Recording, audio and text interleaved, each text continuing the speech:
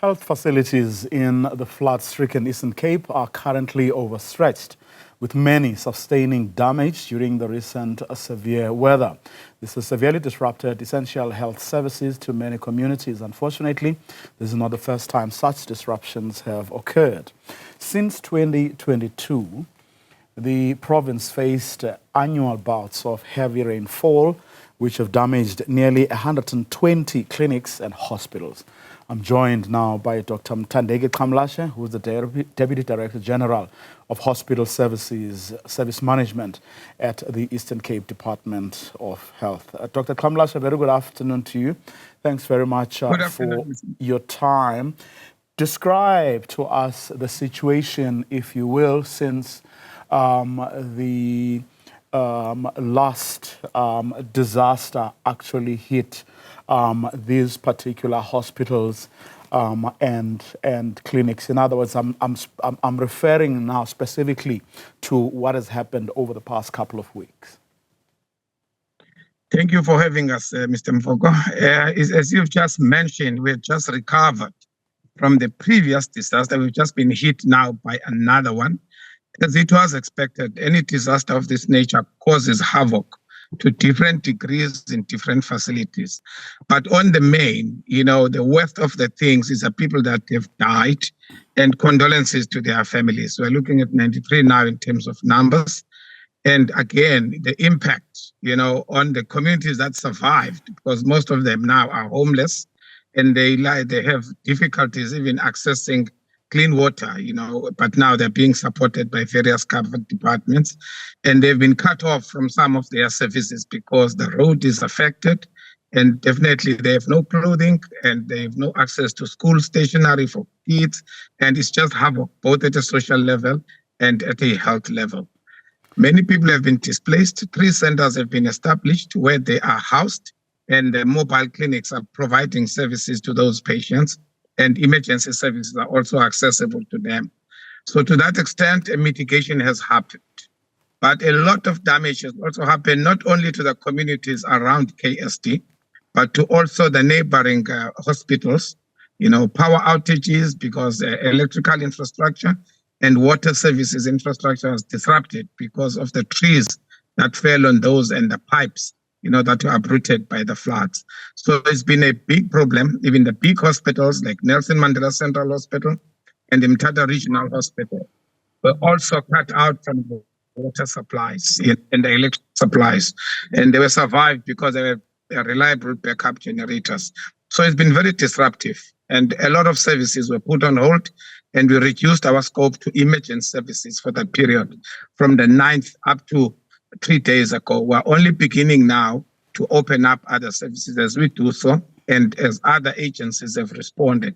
And thanks to all other government departments, including SAPS, that have come to assist us as we are recovering the bodies and rescuing them, and even continuing to do postmortems on a scale that is unprecedented in terms of the time period that they were done and the numbers.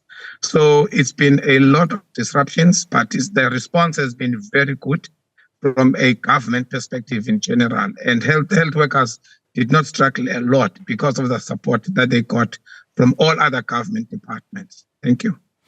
Talk to us about the impact specifically on those people who have comorbidities, those people who can't move, for whom other people have to bring medicine, including water. These people have to be bathed, and the impact on that particular community. Yes, a lot of people have been housed in schools, and very safe shelters. And in that regard, Department of Social Development took a lead. Some are being relocated to bed and breakfast, which are much safer, especially your elderly people and the kids who are very vulnerable even to cold weather. So we cannot be accommodated in big halls. They have been moved to safer shelters. And we continue to provide chronic medication to all those people, especially those who have comorbidities, as you are saying. And based on the vulnerability of each and every person, people are placed in appropriate shelters around KSD. That work is ongoing, and we hope that with the involvement of human settlements on an ongoing basis, this matter is going to be addressed much more comprehensively so that people don't spend a lot of time in community halls and schools. They are quickly moved, to much more decent homes, be they disaster homes or otherwise. But in terms of access to health services, there's been no total disruption in respect of these communities, including those who actually survived the floods, who have been cut off from the clinics by the floods. We continue to provide chronic medication and emergency services. As you would understand, some suffer from diabetes, others are pregnant, and some of those have been moved to hospitals, for even safer shelter where spaces are available. Now, you said earlier that when this particular crisis or these floods found you having recovered from previous ones, the question then becomes, what did you learn from the previous ones that perhaps that may have set you back now? In other words, have you learned anything from past experiences, and were you able to take those lessons to this particular situation, which then perhaps, I'm assuming here, offset? In other words, the situation could have been worse were it not for you having learned from the previous situations. Yes, we have learned a lot. We brought a lot of lessons from the previous, but on the main is coordination by various agencies, that are responding to any disaster. We learned a lot from the past. Our response was better coordinated, led by the Premier himself, as you may have seen on TV, led by COCTA, and led by other disaster agencies. But the key thing was coordination that reduced harm and that reduced the loss of life, to a great extent. Definitely in terms of coordination, things were much better. And in terms of response time, we were far more prepared, better equipped, even as a Department of Health.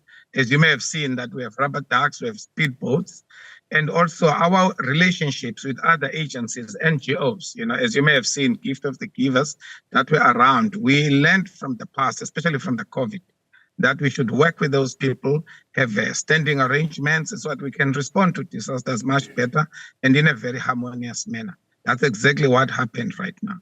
So all the various stages of this disaster, they've been managed by all the agencies very well, I must say, but it will never be perfect because a disaster is a disaster.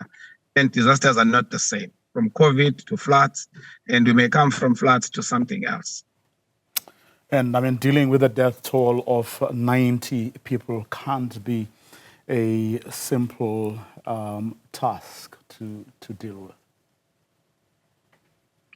Indeed, very difficult. And also, I must mention that, your frontline responders, the people who actually dive into the water and get, the bodies out of the water, it's a very difficult and dangerous maneuver as you watch it as a layman from my perspective.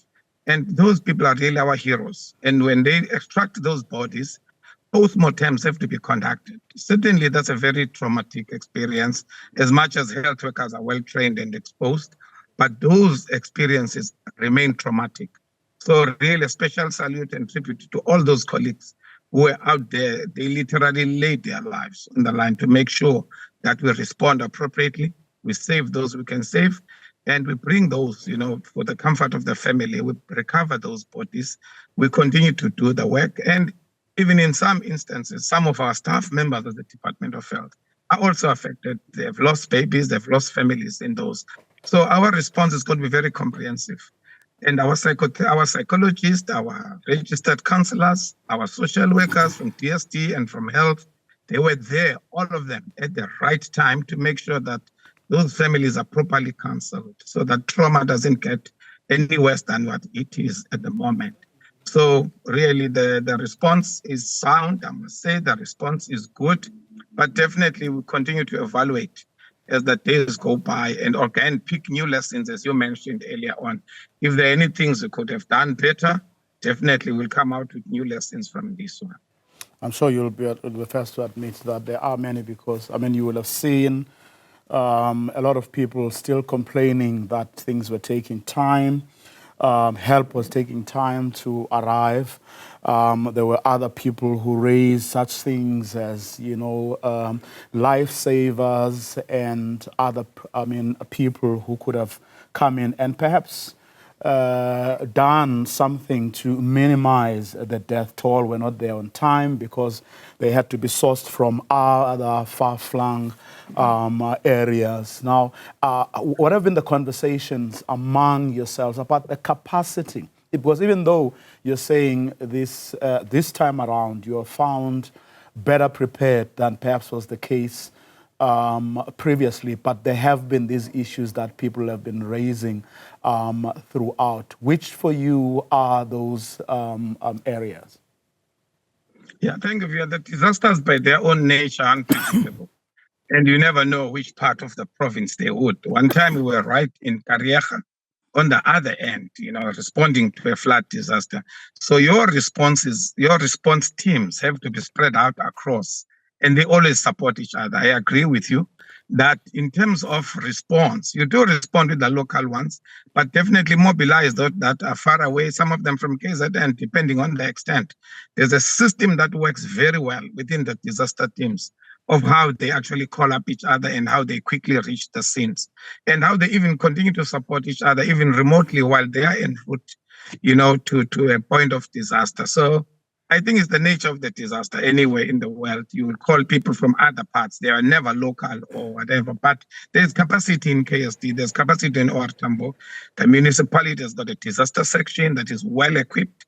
Department of Health, EMS, and rescue teams. They were the first responders, and they did a lot of work in terms of trying to save more lives, and recover the bodies as quickly as they could. I do understand that, of course, in terms of statements made by people, shock is shock. And, a lot of people were making a lot of statements. Some of them could demoralize the responders, but I think it's understandable in the context of shock and death of this scale. That people would lament, people would comment constructively, others obviously would make unrealistic, communicate unrealistic expectations in response of how these things are done. It's the nature of a disaster. We understand it. It's the nature of shock. We accept it, but definitely ours is to save lives and to make sure the families are saved from deeper trauma than losing their families. Thank you. Dr. Mthandeki Xamlashe, thank you very much for your time. Deputy Director General of Hospital Services Management in the Eastern Cape Department of Health.